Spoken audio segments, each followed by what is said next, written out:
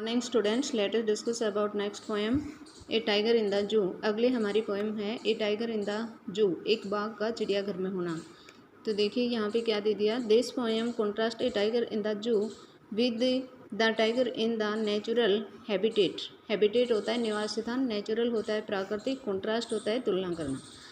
तो इसमें क्या दर्शा दिया गया कि चिड़ियाघर के अंदर रहने वाले टाइगर में और प्राकृतिक निवास पर रहने वाले टाइगर के बीच क्या तुलना होती है, दोनों में क्या डिफरेंस होता है, दोनों के बीच क्या अंतर होता है, इसी विरोधाभास को इसमें दर्शाया गया है। The poem moves from the zoo. ये जो पोएम है ये कहाँ से चली है? जू से, चिड़ियाघर से चली है। टू द जंगल, और कहाँ तक गई है? जंगल तक, यानी कि चिड़ियाघर के अंदर रहने वाले बाघ की कुछ विशेषताएं प्रकट की गई हैं इसके अंदर, और फिर जंगल में रहने वाले बाघ की बताई गई हैं। And back again to the zoo, और जंगल में जाकर ये पोएम वापस कहाँ पे आ गई? जू में। स्टार्टिंग में कहाँ से स्टार्ट हुई है? इसकी जू से हुई है। चिड़ियाघर के अंदर रहने वाले टाइगर की विशेषताएं बताई गई हैं, फिर ये बीच में कहाँ पहुँच गई? जंगल में, और फिर बाद में वापस चिड़ियाघर के अंदर आ गई। Read the poem silently once, इस पोएम को चुपचाप एक बार पढ़िए।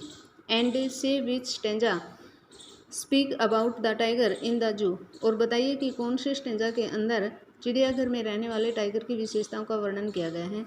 And which ones speak about the tiger in the jungle, और कौन से पैसेज के अंदर हमें ये बताया गया है कि जंगल में रहने वाले टाइगर में क्या विशेषताएं हैं। He stuck in his weaved steps, the few steps of his cage। देखिए, स्टाक्स होता है अकड़ कर चलना, वीव्ड स्ट्रिप्स स्पष्ट धारियाँ दर्शाई गई हैं, टाइगर के ऊपर जो धारियाँ होती हैं उनका वर्णन कर दिया। तो he stalks in his weaved strips the few steps of his cage, क्या बताया कि जो टाइगर है ना उसकी जो पोजीशन है वो तो क्या है, अकड़ों से लग रही है, लेकिन वो कुछ एक कदम चलता है पिंजरे के अंदर। On pads of velvet quite in his quiet rig, यहाँ पे देखिए क्वाइट तो क्या होता है? शांत होता है। क्वाइट क्या होता है? शांत होता है। और रेग माने गुस्सा हुआ, लेकिन शांत भी और गुस्सा भी। शांत और गुस्सा ये तो एक दूसरे के विपरीत हो गए ना। तो इसमें क्या बता दिया कि निश्चल गुस्सा दर्शाया गया, यानी कि अंदर से तो वो बेचारा गुस्से में है, लेकिन बाहर से क्या है? चुपचाप है, कोई हरकत नहीं कर रहा।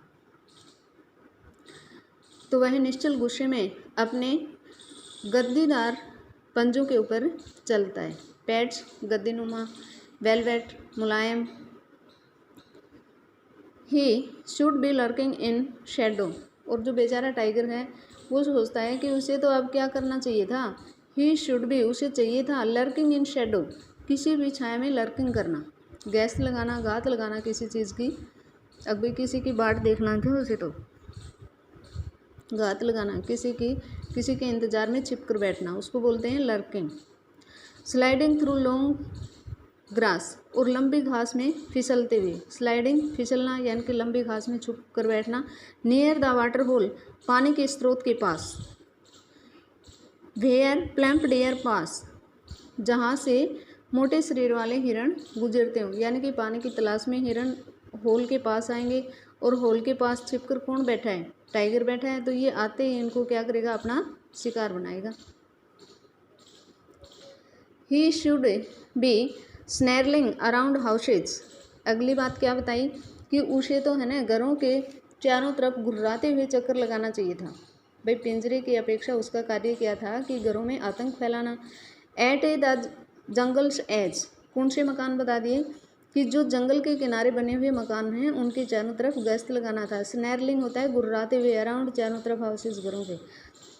Bearings his white hands his clouds, अपने पंजों के बल चलते हुए, और ये बेयर्स हिज वाइट थिंग्स, यानी कि अपने दांतों को बाहर निकालते हुए, दिखाते हुए। इन रेग, पूरे गुस्से में होकर।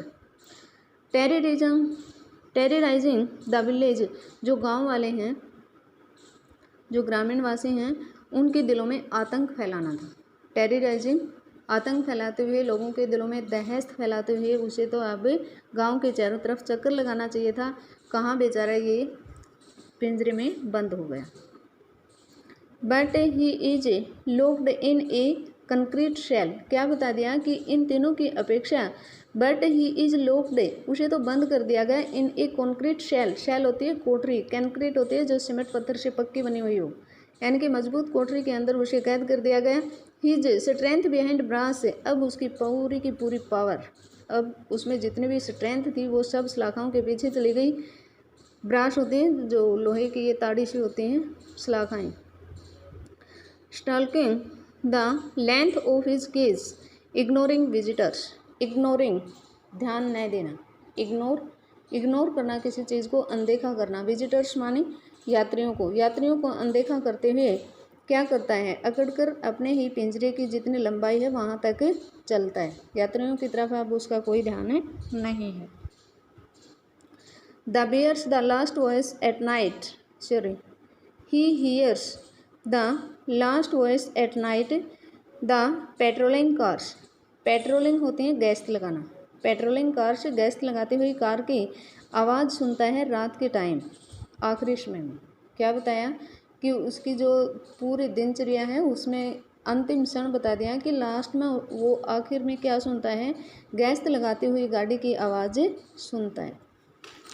And stairs with his brilliant eyes, और अपनी चमकीली आंखों से घूर कर देखता है। स्टीयर्स होता है घूर कर देखना, ब्रिलियंट चमकीले, किसकी तरफ, एट द ब्रिलियंट स्टार से, चमकीले सितारों की तरफ, आसमान में चमकते हुए सितारों की तरफ अपनी चमकीली आंखों से घूर कर देखता है। स्टेयर्स माने लगातार देखना, एकटक देखना।